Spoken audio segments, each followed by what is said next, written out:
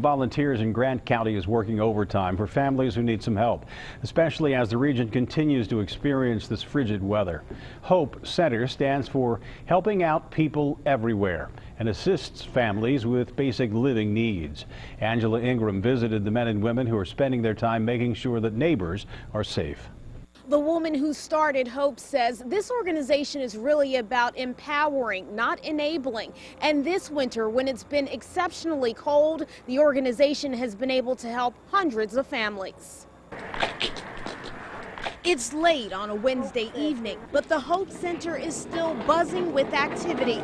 There are mouths to feed, people to clothe, and families that need to get out of the cold. Families started asking, I need wood, I need kerosene. They're not only helping with food and clothing, this winter there's a high demand for heating supplies because of the extreme temperatures. I started asking everybody that comes in here, what are you heating with? Are you staying warm?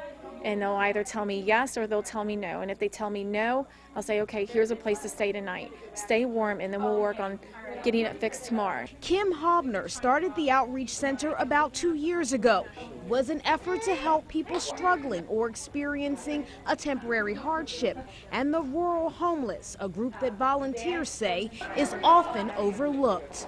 Yes, there's a lot of homelessness in Cincinnati. There's a lot of homeless in Covington, because that's where you see your homeless people. You see them on the streets. There's also a lot of homeless people, you know, in Florence and where we live here in Dry Ridge.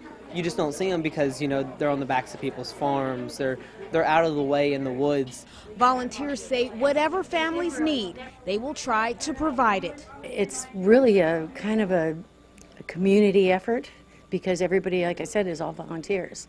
And we see the need and we're trying to help it, you know, as much as we can. Volunteers here say they're really trying to promote the idea of paying it forward. They don't ask anything of the people who are able to benefit from what they have here, but they do ask if those people are able to get back on their feet, that they might want to come back here and volunteer. In Grant County, Angela Ingram, Local 12 News.